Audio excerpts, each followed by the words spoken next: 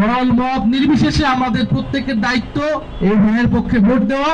কারণ হ্যাঁর পক্ষে ভোট দিলে সংস্কার প্রক্রিয়া আগাবে, জুলাই সনদ বাস্তবায়ন হবে। গণ অভ্যুত্থানের পরে আমরা যেই ফ্যাসিবাদী স্বৈরতান্ত্রিক ব্যবস্থা সিস্টেমের পরিবর্তন করতে চেয়েছিলাম সেইটা কিছুটা হলেও পরিবর্তন হবে। আর যদি না জয়যুক্ত হয় তাহলে আসলে আগের ব্যবস্থাতেই থেকে যাবে এবং কোনো ধরনের পরিবর্তনই হবে না এবং গণ অভ্যুত্থান আসলে সম্পূর্ণভাবেই ব্যর্থ হবে। আজকে জাতীয় নাগরিক পার্টি এনসিপির কেন্দ্রীয় নির্বাচন পরিচালনা কমিটির পক্ষ থেকে আজকে এই একটা প্রচারণামূলক একটা ভোটের গাড়ি আমরা উদ্বোধন করব, যেটি সারা ঢাকা শহর এবং ঢাকা শহরের বাইরেও বাংলাদেশের বিভিন্ন স্থানে আমরা গণভোটের প্রচারণার জন্য এই গাড়িটি প্রদক্ষিণ করবে রাস্তায় এবং গণভোটে হ্যাঁ পক্ষে ক্যাম্পেইন করবে, প্রচারণা করবে।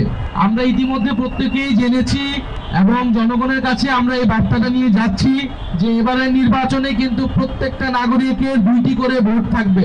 কারণ একটা হচ্ছে সরকার গঠনের জন্য যেই ভোট, অর্থাৎ আপনি প্রার্থী নির্বাচন করবেন, আপনার জনপ্রতিনিধি নির্বাচন করবেন, সেটার জন্য একটা ভোট, সেটার জন্য আপনি আপনার পছন্দের মার্কায় ভোট দিবেন।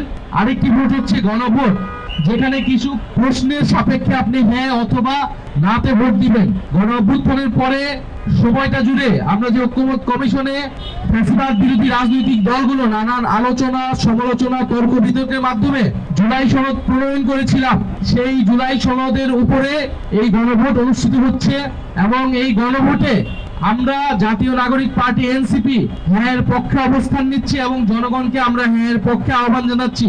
আমরা বলছি যদি আমাদেরকে পছন্দ না হয়, যদি আমাদেরকে ভোট আপনারা নাও দেন, কিন্তু অ্যাটলিস্ট হ্যাঁর পক্ষে আপনারা ভোট দিবেন। দল মত নির্বিশেষে আমাদের প্রত্যেকের দায়িত্ব এই হ্যাঁর পক্ষে ভোট দেওয়া। কারণ হ্যাঁর পক্ষে ভোট দিলে সংস্কার প্রক্রিয়া আগাবে, জুলাই সনদ বাস্তবায়ন হবে। গণ অভ্যুত্থানের পরে আমরা যেই ফ্যাসিবাদী স্বৈরতান্ত্রিক ব্যবস্থা সিস্টেমের পরিবর্তন করতে চেয়েছিলাম সেইটা কিছুটা হলেও পরিবর্তন হবে।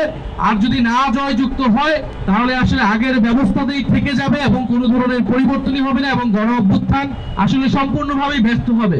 শুধুমাত্র সরকার পরিবর্তন হবে, একটা সরকার গিয়েছে, একটা দল গিয়েছে, হয়তো ভোটের মাধ্যমে আরেকটা দল আসবে, কিন্তু আগের সিস্টেমে, আগের পদ্ধতিতে কিন্তু তারা দেশ চালাবে। ফলে সবচেয়ে ভালো মানুষটাকে যদি সরকারে বসানো হয় তাহলে সে দেশের কোনো পরিবর্তন করতে পারবে না।